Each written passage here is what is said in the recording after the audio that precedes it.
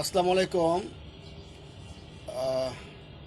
Green party বাংলাদেশের নির্মাণাধীন কার্যালয় থেকে, প্রধান কার্যালয় থেকে আমি Raju Ahmad Khan, chairman green party. আজকে কিছু গুরুত্বপূর্ণ কথা আপনাদের মধ্যে শেয়ার করব, সেটা আপনারা স্ক্রিনে দেখতে পাচ্ছেন।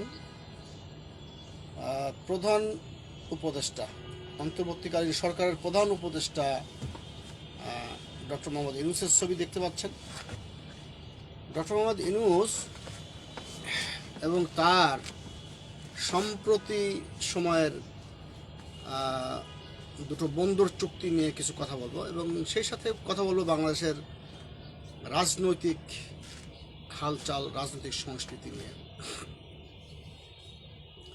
এই আলোচনা মুখরিত হয়েছে, সবাই বলছে যে চট্টগ্রামের পান্দিয়া এবং লালদিয়া এবং এই ঢাকার অদূরে পানগাঁও, এই দুটো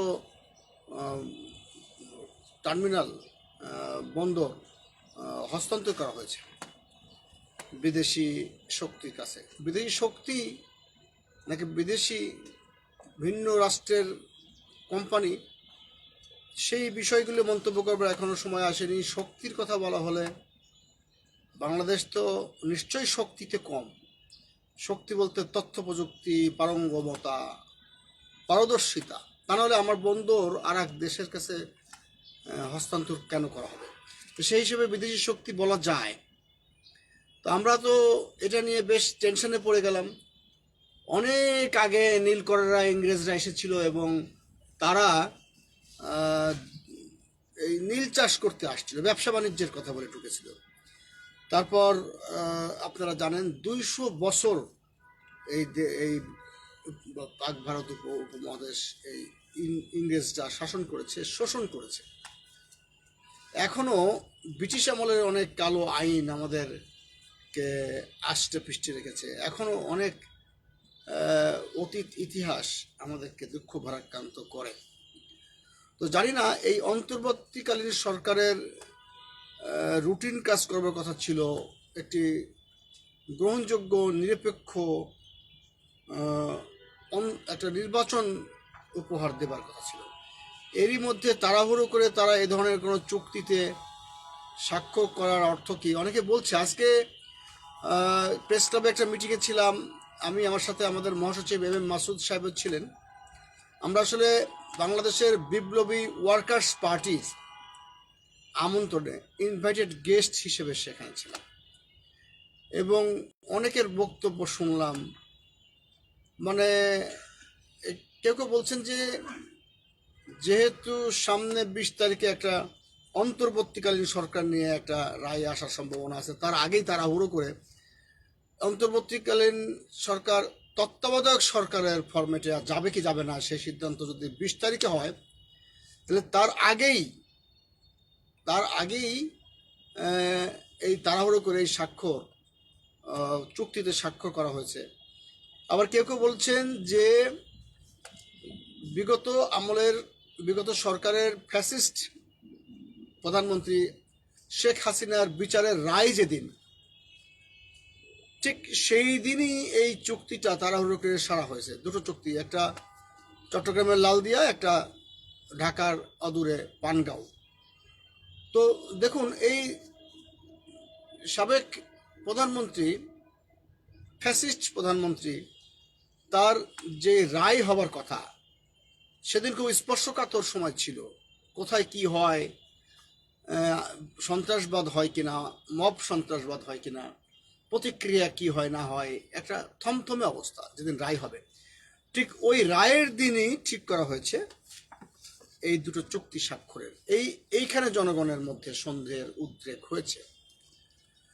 সাইফুল হক, বাংলাদেশের বিপ্লবী ওয়ার্কার্স পার্টির সভাপতি সাইফুল হকের সভাপতিত্বে প্রেস ক্লাবে সেই আলোচনাটাই সবাই করলেন। তবে একটা জিনিস আমাদের কাছে খুব খটকা লাগলো, সবাই একটা ত্রাহি অবস্থা, ব্যস্ততা মধ্যে আছেন। আমি কোনো কোনো দলের নাম বলতে চাচ্ছি না, মেনশন করতে চাচ্ছি না।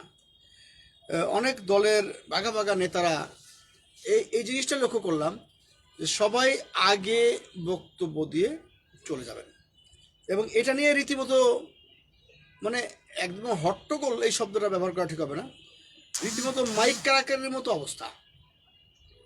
বিশেষ করে যারা এই বিভিন্ন বিএনপির সঙ্গে যুগপৎ আন্দোলনের দলগুলো বা গণতন্ত্র মঞ্চ ছাড়াও গণতন্ত্র মঞ্চের মতো আরও দল আছে, সম্ভাবনা 12 দল ইত্যাদি ইত্যাদি, মানে কিছু কিছু রাজনৈতিক দল আছে তারা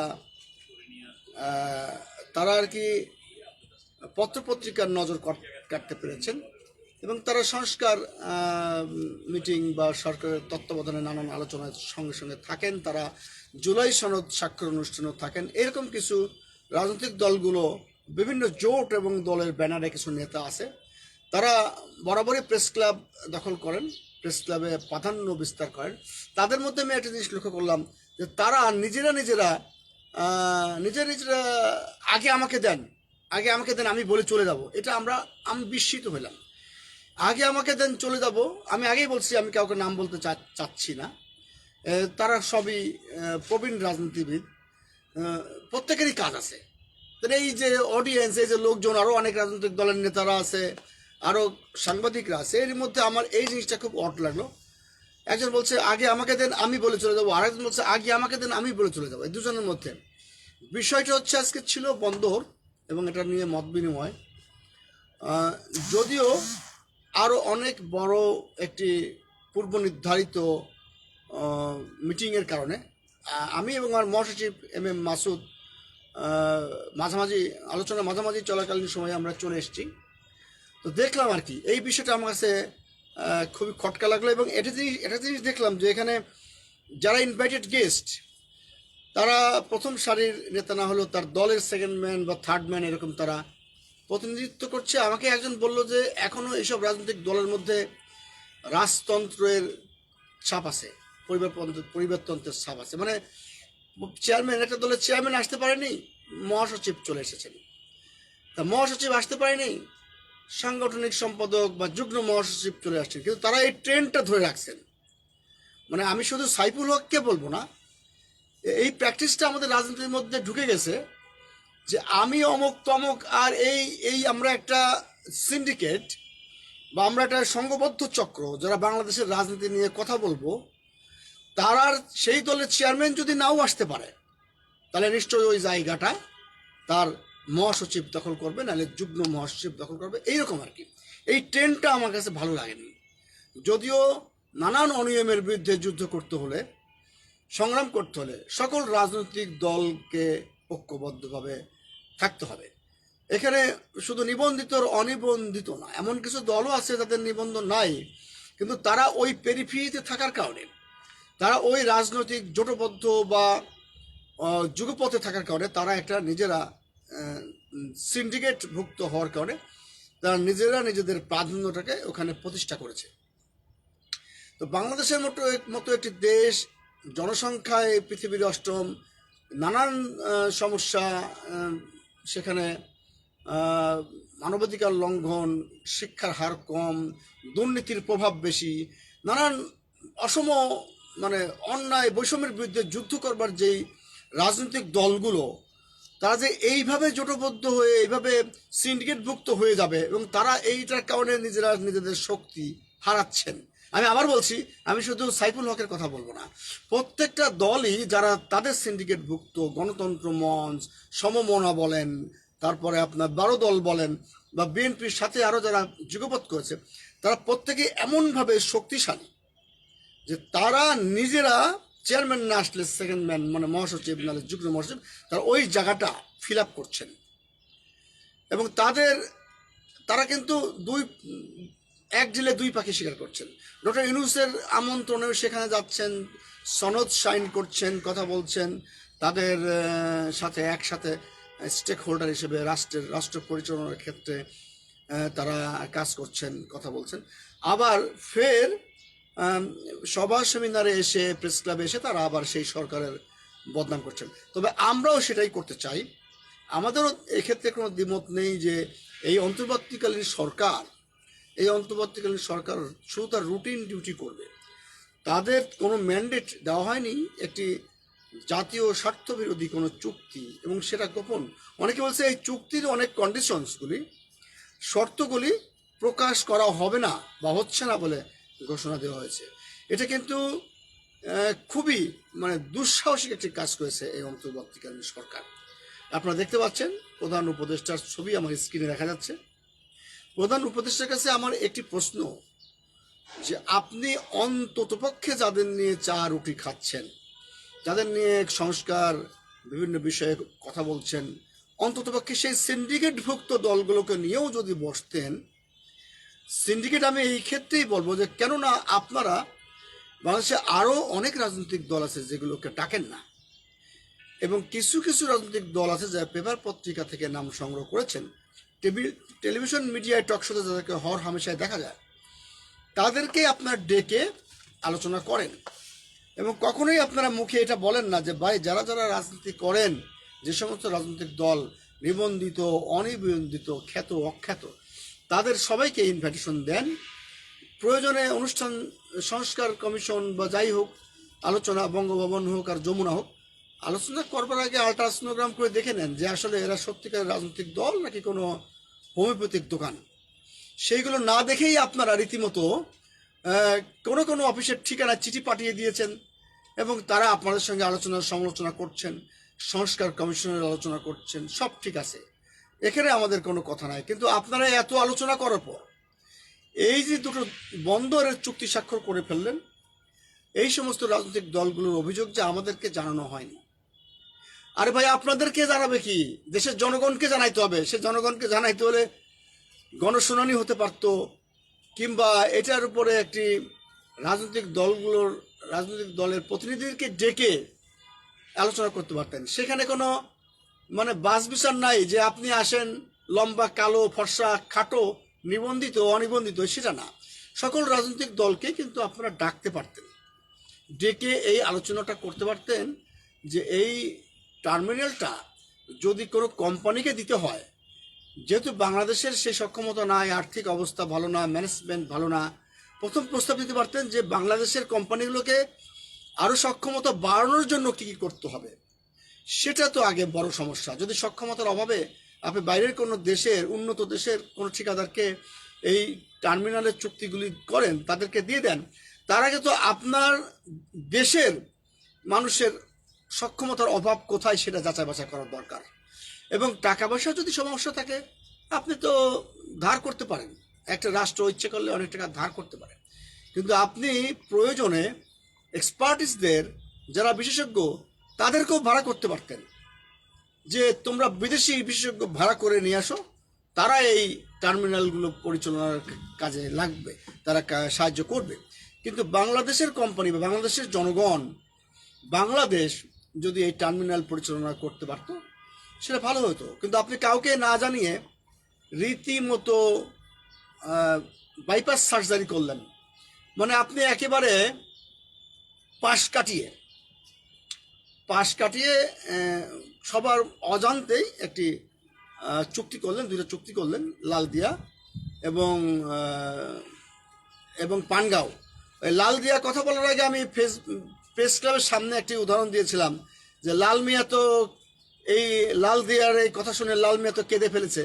আপনারা ভালো মতো শুনেছেন কিনা আমি আরেকবার বলি। তো লাল মিয়া কেঁদে ফেলেছে, আসলে ওনার নাম লাল মিয়া, কিন্তু কোনো একটা কাগজে, জমি জমার একটা কাগজে সেখানে সোনা মিয়া লেখা হয়ে গেছে। তো সোনা মিয়া লেখা হয়ে গেছে, ওনার নাম তো সোনা মিয়া না, ওনার নাম হচ্ছে লাল মিয়া। তখন ওই ঊর্ধ্বতন কর্মকর্তার কাছে ফোন করেছেন যে আমার মক্কেলের নাম হচ্ছে লাল মিয়া, কিন্তু এখানে ভুল করে করা হয়েছে সোনা মিয়া। তখন এই টেলিফোন কনভারসেশনটা একজন বর্ণনা করছিল, যে বলছিল যে ও অপর প্রান্ত থেকে উনি বলছেন যে মিয়ার স্থলে মিয়া রাখিয়া সোনা কাটিয়া লাল করিয়া দাও।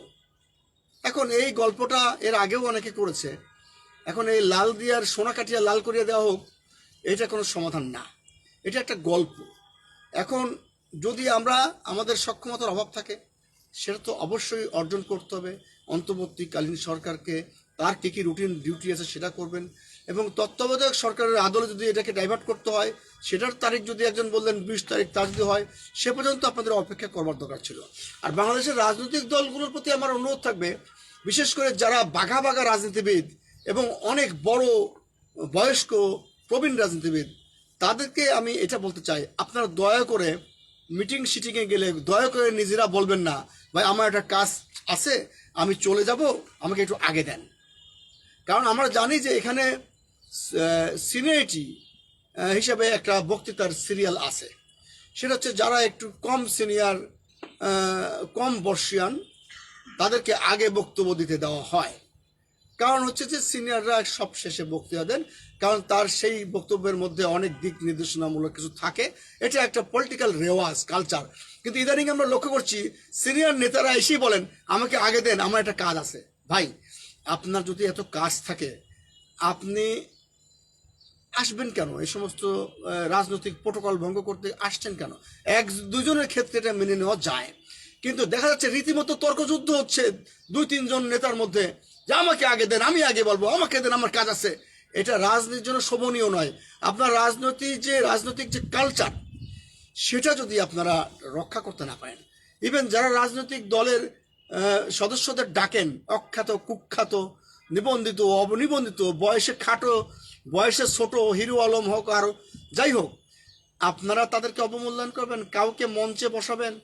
আমি তো এটা দেখে, এই বৈষম্য দেখে আমি আমার মহাসচিব সহ বলেছি যে না, মঞ্চে চেয়ার খালি আছে, তারপরেও বসি নাই। কারণ হলো যে এই বিষয়গুলো বাংলাদেশে দীর্ঘদিন ধরে চলে আসছে। আমি কিন্তু গ্রিন পার্টি বাংলাদেশের বয়স প্রায় 8 বছর, 17 সাল থেকে করি। আমি এই ধরনের রাজনৈতিক দলগুলোর প্রোগ্রামগুলোতে একটু কম যাই, কারণ সেখানে শুরু হয় গোল টেবিলের নামে লম্বা টেবিলের কালচার। বলা হয় যে গোল টেবিল, কিন্তু পরে যে টেবিলটা আসলে গোল না, অনেক লম্বা।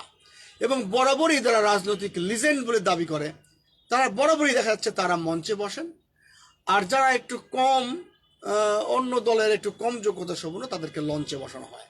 এই প্র্যাকটিসটা আসলে ঠিক না। বাংলাদেশের মতো একটি দেশ যেখানে নানান অসঙ্গতিতে ভরা, নানান দুর্নীতিতে ভরপুর, সেখানে তারুণ্যের শক্তিকে বর্ষিয়ানদের, প্রবীণদের সঙ্গে মিক্সচার করে শক্তি তৈরি করে একটি অগণতান্ত্রিক, একটি অনিয়ম এবং একটি বৈষম্যের বিরুদ্ধে যুদ্ধ করার কাজটা হচ্ছে মুন্সিয়ানার পরিচয়।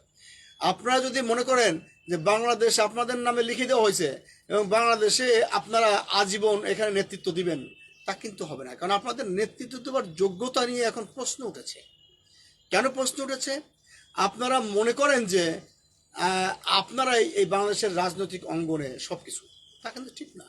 এই বাংলাদেশে অনেক বর্ষিয়ান রাজনীতিবিদ আছে, তার মধ্যে অন্যতম সাইফুল হক আছেন, মাহমুদুর রহমান মান্না আছেন, তারপরে যদিও এখন অসুস্থ জেএসডির আশ্রম রব আছেন, ডক্টর কামাল আছেন গণফোরামের। এরা কিন্তু বর্ষিয়ান, এদের সম্মান কিন্তু আমাদেরকে ধরে রাখতে হবে। এবং তাদের সম্মান ধরে রাখতে হলে আরও নতুন নতুন আরও রাজনৈতিক দল আসছেন, তারাও বর্ষিয়ান আছেন। রফিকুল ইসলাম বাবলু আছেন ভাসানী জনশক্তি পার্টি, হ্যাঁ, সেই সাথে আরও অন্যান্য রাজনৈতিক দল আছে, প্রবীণ রাজনীতিবিদ, তাদেরকে সম্মান করতে হবে। এর মধ্যে কেউ কেউ মারাও যাচ্ছেন, মোস্তফা মহসিন মন্টু মারা গেছেন। নতুন নতুন রাজনৈতিক দলের নেতারা কিন্তু আবার অনুপ্রবেশ করছেন, যেমন নুরুল হক নূর। এই কয়দিন আগেই সে ছিল ছাত্র নেতা, এবং তার চেহারা দেখে মনে হতো যে গাল টিপলে দুধ বাইর হয়। এবং সে দেখেন তার আদর্শ, তার বক্তব্য, তার শিক্ষা এবং তার যে ঐতিহ্য, ঢাকা ইউনিভার্সিটির মতো একটি ইউনিভার্সিটিতে যে কিনা 28 বছর কোনো 28 বছর কোনো ভিপি সংসদ, ছাত্র সংসদ নির্বাচন হয় না, সেখানে কিন্তু এই নুরুল হক নূর ভিপি হয়েছে। আজকে দেখেন নুরুল হক নূর কিন্তু প্রথম সারির রাজনৈতিক নেতাদের তালিকায় চলে এসেছে। কিন্তু তার মানে এই না যে নুরুল হক নূর বর্ষিয়ানদের ডিঙ্গায় চলে গেছেন, তা না। অবশ্যই আগামী ভবিষ্যতে রাজনীতির এই মাঠ, এই চেয়ারগুলো এরা দখল করবে। এই যে আম জনতার দলের তারেক রহমান, তার কথা বলতে বলতে এবং রাস্তায় শুয়ে পড়তে পড়তে, অনশন করতে করতে সে কিন্তু নেতা হয়ে গেছে। সে যে কথাগুলি বলে সেটাই ভাইরাল। এই অনেকে আম তারেক বলে, আমরা আম জনতার তারেক, যা বলে সেটাই ভাইরাল হয়ে যায়। কিন্তু আমজনতার তারেককে আমি অবশ্য আমরা একসাথে জাতীয় নাগরিক জোট করেছি, একসাথে আমরা আন্দোলন করছি অন্যায় অনিয়মের বিরুদ্ধে।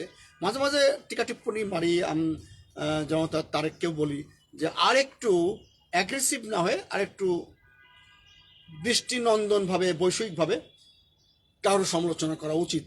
এখানে প্রশ্ন উঠেছে যে অনেকে ভাবে জামাতে ইসলামকে একদম তারেক রহমান ধুয়ে দেন, আবার নুরুল হক নুরের কথা শোনা যাচ্ছে সে এখন জামাতে ইসলামের যিনি আমির তার পাশে সাদা সফেন পাঞ্জাবি লাগায় বসে গেছেন। মানে কোন সময় যে কে কোথায় রোল প্লে করছে এটা বোঝা মুশকিল। আজকে যখন একটি কথা বলল তারেক রহমান যে বাটখারা মানে বিশেষ করে দাড়িপাল্লার দিন এখন নাই, মানে এখানে ফেয়ার হয়, মানে এখানে ওজন বৈষম্য হয় এবং এটা ঠিক মতো ওজন মাপে না, তাহলে মিটার স্কেলের দরকার।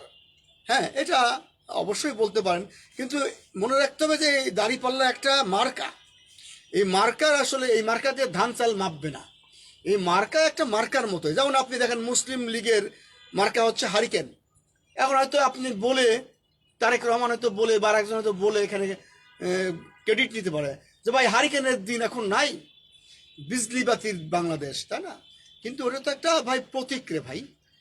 যাই হোক, মানে কোনো রাজনৈতিক দলকে ছোট করে একটা ছোটোখাটো ঠুনকো যুক্তি দিয়ে তাকে প্রতীক সম্পর্কে বদনাম করে, যেমন অনেকে এনসিপির কথা বলছে যে এনসিপির মার্কা হচ্ছে মানে কি বলে শাপলা কলি, ওরা ফুটুক তারপরে দেখা যাবে। নির্বাচন কমিশনও এখানে খুবই বেশি বুদ্ধিমানের পরিচয় দেননি, শাপলা কলিকে আইডেন্টিফাই করা কঠিন। আপনি যখন শাপলা কলিকেই নিবন্ধন দিয়ে দিলেন, তাহলে ভাই শাপলা দিতে সমস্যা কী ছিল? শাপলা দেখে জনগণ মনে হয় আজান দিয়ে ঝাঁপাইয়ে পরে ভোট দেবে এরকম ঠিক নাও হতে পারে, কারণ তারা নতুন রাজনীতিতে নতুন, তারা ছাত্র থেকে রাজনৈতিক দল করেছেন, এই প্রক্রিয়া তো অবশ্যই থাকবে। বাংলাদেশের রাজনৈতিক পরিমণ্ডলে নতুন নতুন রাজনৈতিক নেতার আবির্ভাব হবে এবং ছাত্ররা আবার তার কর্মজীবনে ঢুকবে এবং কেউ কেউ রাজনীতি করবে। তারা দেশকে সংস্কার করবার জন্য, দেশকে সঠিক পথে নিয়ে যাওয়ার জন্য রাজনৈতিক দল করেছে। তারা শাপলা প্রতীক চেয়েছিল, সেটা না দিয়ে নির্বাচন কমিশন খুব বেশি নিরপেক্ষতা মানে দেখিয়েছেন, তা ঠিক নয়। আপনি দিলেনই না, তা আপনি আবার শাপলা কলি দিলেন কেন? নাটক করেন নাকি? এই দেখেন, সমস্ত শাখা টাকা থাকা সত্ত্বেও আম জনতার দলের তারেকের নিবন্ধন বলে দিয়েছিল না, দেব না। পরে তারেক রহমান যখন অনশনে গেল, আমরাও গিয়েছিলাম, আন্দোলন সংগ্রাম করলাম। আমি নিজে ইশরাককে নিয়ে ইসির দরবারে নিয়ে গেলাম, রাশেদ খান আসলো, তার সাথেও গেলাম গণ অধিকারের। এবং এক সময় এখানে বিএনপির বড় নেতা রিজভী ভাই আসলো। আমি একসময় বলেছিলাম ওখানে বক্তব্যে যে বড় বড় রাজনৈতিক দল এরা কোথায়? রব ভাই, মান্না ভাই, ডক্টর কামাল, এদের সবারই যাওয়া উচিত। যে বিষয়টা প্রাসঙ্গিক, তার সকল সক্ষমতা থাকা সত্ত্বেও তাকে নিবন্ধন কেন দেওয়া হবে না? যাই হোক, রাত্রি করে সালাউদ্দিন ভাই, বিএনপির নেতা মুখপাত্র সালাউদ্দিন ভাই ওখানে গিয়ে মানে তারেক রহমানকে সান্ত্বনা দিয়ে হাসপাতালে পাঠিয়েছিলেন। হয়তো তারেক রহমানের এই নতুন করে অ্যাপিল নেওয়ার পর নির্বাচন কমিশন ভেবে দেখছেন হয়তো তার নিবন্ধন হবে। সে সাথে আরও 7টি দল নিবন্ধনের এই নেক্সট তালিকায় উঠে এসেছে। দেখা যাক, যাচাই বাছাই হলে নিবন্ধন হবে। তাই আমি সেটা বলছি যে নতুন নতুন রাজনৈতিক দলের নেতার আবির্ভাব তো হবেই। তার আগে এই তারেক, এই নূর, এদের আসার আগে সাকিরা এখানে অনুপ্রবেশ করেছে। সাকি এখানে জুনায়েদ সাকি সহ হাসনাত কায়ুম, যারা আরও বাবুল ভাইদের পরের সারির নেতা, কিন্তু সবাই এখন জাতীয় নেতা হয়ে গেছে। কিন্তু প্রত্যেকটা রাজনৈতিক দলের নেতাদের মানসিকতার সংস্কার করতে হবে এই শর্তে যে বাংলাদেশের মানুষের কল্যাণে যারা রাজনীতি করবে, যারাই করবে, তাদের চেহারা কেমন, তাদের বাড়ি কোথায়, তাদের গলা ভাঙা কিনা বা তাদের নিবন্ধন আছে কিনা, এই বাস বিচার করে মূল্যায়ন করবেন না। আপনারা জানেন কিছুদিন আগে কিন্তু মাহমুদুর মান্নার নিবন্ধন ছিল না, তখন মান্না ভাই কিন্তু এই কথাটা আর কখনো বলতেন না। এখন নিবন্ধন পাওয়ার পরে মান্না ভাই হয়তো ভাবতে পারে যে আমি নিবন্ধন প্রাপ্ত রাজনৈতিক দলের একজন নেতা, কিন্তু তারও ভাবা উচিত যে আপনি শুক্র 8 দিন আগেই আপনার নিবন্ধন ছিল না। অনুরূপ সম্প্রতি নিবন্ধন জুনায়েদ সাকি হয়েছে, আবার হাসনাত কায়ুমকে দেয়নি কেন রে ভাই? হাসনাত কায়ুম ভাসানী অনুসারী পরিষদ তাদের নাম পরিবর্তন করে ভাসানী জনশক্তি পার্টি করলো। ভাসানীর নাম বাংলাদেশের রাজনৈতিক ইতিহাসে কে না জানে। এই ভাসানীর নামে রাজনীতি করে সারা বাংলাদেশের শাখা করে সেই ভাসানী জনশক্তি পার্টিকে যদি নিবন্ধন না দেন, তাহলে এই রকম নির্বাচন কমিশনের আমার দরকারটা কি? তো সেই জন্যই বলছিলাম যে তারেক রহমান রাস্তায় শুয়ে পড়েছে, তার শুয়ে পড়ার আগেই নিবন্ধনটা দেওয়া দরকার ছিল। কারণ তারেক রহমান যখন শুয়ে পড়ছে, পুরো বাংলাদেশই শুয়ে পড়ছিল, আমরা শুয়ে পড়ছিলাম। আমি 236টা মশার কামড় খাইছিলাম। কিন্তু কি করা যায়, আমার তারেক রহমান জড়ায় ধরে তো আমাকে ধরে কেঁদে ফেললো। তাতে লাভ কি হবে? ডেঙ্গু হলেও তো আমি মরে যেতে পারতাম। তো আজকে আলোচনা বেশি বাড়াবো না। একটু আগেই তারেক রহমান হেলে দুলে তার অফিসের দিকে ঢুকলো। পাশেই আমরা গ্রিন পার্টি বাংলাদেশের অফিস, এখানে নির্মাণাধীন অবস্থায় আছে। আরও দুটো ওয়াল করতে হবে এবং উপরেও আপাতত ককশিট টিন দিয়ে আমরা শেড দেব আমজনতা অফিসের মতোই। এখানে কিছু খরচপত্র তো হবেই। দেখেন, আমরা শুয়ে পড়েছিলাম, উঠে দাঁড়াতে অনেক কষ্ট হচ্ছে। আমি নিজে একজন ব্যাংকার ছিলাম, আমার বেতন 1.5 লাখ না হলেও কাছাকাছি ছিল। এবং আমি দেখেন রাজনীতির কারণে দেশের মানুষের কল্যাণে নানান অসঙ্গতির বিরুদ্ধে যুদ্ধ করতে গিয়ে, রাজনীতি করতে গিয়ে চাকরি ছেড়েছি। আজকে আমার কোনো কিছুর অভাব নেই, শুধু টাকা পয়সার অভাব। কিন্তু আমি মনে করি যে কোনো কিছুর অভাব নাই, আত্মবিশ্বাসের অভাব নাই, সৎ সাহসের অভাব নাই এবং যোগ্যতার কোনো অভাব নাই। তারপরেও কার বাটখারায় আমাদেরকে মাপা হচ্ছে সেটা আমি ভালো মতো জানি না। যেহেতু আমি 21 বছর ব্যাংকে ছিলাম, যেহেতু আমি 100টা বই লিখেছি, দেখুন আমার বয়সও 55। আপনি কোন বাটখারা দিয়ে মাপবেন যে আমি যোগ্য না, যে আপনি আপনার হাঁটুর কাছে বসায় রাখবেন? আপনার দাঁত ভাঙা জবাব এই দেশের জনগণই দেবে যখন আপনি কোনো রাজনৈতিক দলকে আপনি অবমূল্যায়ন করবেন, আপনি আস্থা করে নিক্ষিপ্ত হবেন। যদি আপনি কোনো রাজনৈতিক দলকে, আমি নির্বাচন কমিশনকেই বলছি তা না, বাংলাদেশের প্রত্যেকটা বিবেকবান মানুষকেই বলছি যে মানুষের কল্যাণে যারা কাজ করবে, মানুষের অধিকার নিয়ে যারা কাজ করবে, গ্রিন পার্টি বাংলাদেশ তাদের মধ্যে একটি। এই 16তলা বিল্ডিংয়ের উপরে আমরা একটু জায়গা পেয়েছি, সেখানে আমাদের দুটো ওয়াল করা হয়েছে, আরও দুটো ওয়াল করতে হবে এবং সেই সাথে আমাদের উপরেও কুয়াশা বৃষ্টি আটকানোর জন্য ব্যবস্থা করতে হবে। আপনারা যদি মনে করেন দেশে প্রবাসে এবং এবাসে ওবাসে যে কেউ আত্মীয় অনাত্মীয় এবং শুভাকাঙ্ক্ষী, এমনকি যারা আমাদেরকে ঘৃণা করেন, নিন্দা করেন, তাদেরকেও বলছি, যদি আপনারা মনে করেন যে আমাদের বাংলাদেশের জন্য কাজ করবার জন্য, বাংলাদেশকে ওন করবার জন্য, বাংলাদেশের ন্যায় নীতি, ন্যায়পরায়ণতা এবং রক্ষায় বৈষম্য দূর করবার জন্য গ্রিন পার্টি বাংলাদেশ বিন্দুমাত্র কোনো ভূমিকা রাখতে পারে এবং সত্য এবং সততা প্রতিষ্ঠা করতে পারে এবং যা অন্যায়, যা অসঙ্গতি তা তুলে ধরতে পারে। এটা যদি আপনারা বিশ্বাস করেন, তাহলে আমাদেরকে আপনারা স্পেস দেন, সুবিধা করেন, আমাদেরকে একটু সাহায্য করেন, আমাদেরকে একটু এই দুটো ওয়াল করবার জন্য যতটুকু খরচ হয়, ভিতরে যে আমাদের আরও ফার্নিচার বা আরও যেগুলো আছে, ভিতরের ফ্লোর টাইলস, এগুলি আমরা আস্তে আস্তে করব। আপাতত আমাদের পাশে দুটো ওয়াল, উপরে একটা ককশিট করতে হবে টিন দিয়ে, তার জন্য সামান্য কিছু খরচ হয়তো লাগবে, টাকার অঙ্কে লাখখানেকও হয়তো হবে না। এটা যদি আমরা কোনোভাবে আপনাদের মানে সাড়া পাই, আপনাদের কাছে কোনো আশ্বাস পাই, আমরা তো এগুলো নিয়ে বাড়ি ঘরে চলে যাব না।